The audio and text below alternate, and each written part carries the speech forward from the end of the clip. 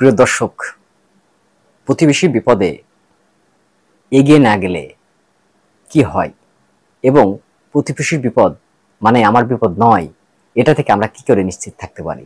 আসুন এই গল্পটার মধ্যে দিয়ে আমাদের কি শিক্ষা দেয় সেটা আমরা শুনি।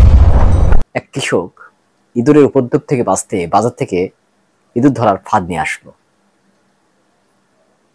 এটা দেখে ইঁদুর চিন্তিত হয়ে পড়ল। ইঁদুর পরামর্শ নিতে তার প্রতিবেশী ওই বাড়িরই মুরগির কাছে গেল। বলল, মুরগি ভাই, আমার তো বিপদ। এই বাড়ির মালিক আমাকে ধরার জন্য বাজার থেকে ভাত কিনে নিয়ে এসেছে। এখন আমি কি করতে পারি, আমাকে একটু পরামর্শ দাও। মুরগি যথারীতি বলল, এটা তোমার বিপদ, তুমি সামলাও। এটা তো আমার বিপদ নয়, ওই ভাতটাও আমার জন্য নিয়ে আসা হয়নি। অর্থাৎ আমি তোমার কোনো বিপদে এগিয়ে যেতে পারবো না, আর তোমার বিপদ হলে তার আজ আমার গায়ে এসে পড়বে তাও না। মনটা খারাপ করে ইঁদুর এবার প্রতিবেশী ছাগলের কাছে গেল। বলল, ছাগল ভাই, আমার তো এই বিপদ। ছাগল বলল, ওই ফাঁদ আমার জন্য নিয়ে আসা হয়নি, তোমার জন্য নিয়ে আসা হয়েছে। তোমার বিপদ তুমি সামলাবা।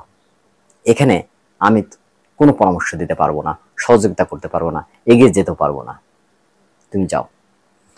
মনটা খারাপ করে সে এবার ওই বাড়ির গরুর কাছে গেল। বলল, গরু ভাই, আপনি তো আমার প্রতিবেশী।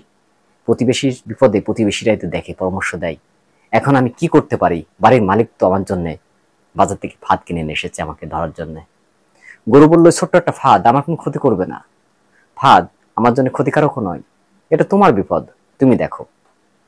তোমার বিপদে আমি যেতে পারবো না, আর ওই বিপদ যে আমার গায়ে আসবে এটার কোনো গ্যারান্টি নেই। অর্থাৎ তোমার বিপদ তুমি সামলাও। ইঁদুর কোনো কুল কিনারা ভেবে না পেয়ে সে বাড়ি থেকে সেই রাত্রেই চলে গেল অন্যত্র।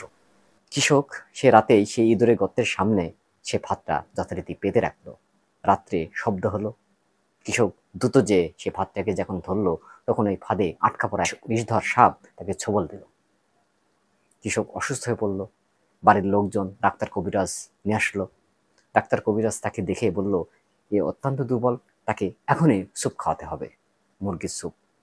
বাড়ির লোকজন বাড়ির সেই মুরগিটিকে জবাই করে স্যুপ বানিয়ে সেই কৃষককে খাওয়ালো।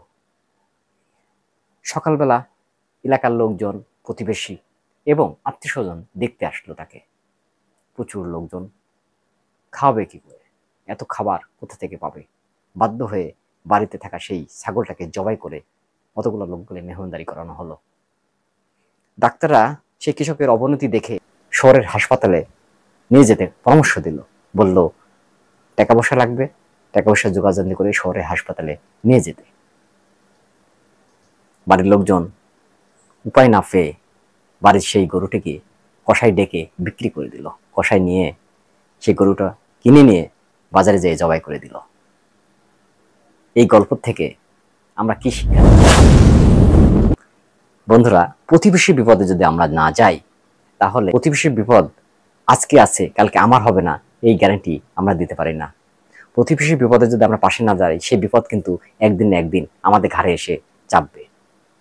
অর্থাৎ প্রতিবেশীর সমস্ত বিপদে আপদে পাশে থাকা আমাদের নৈতিক দায়িত্ব, ইমানের দায়িত্ব।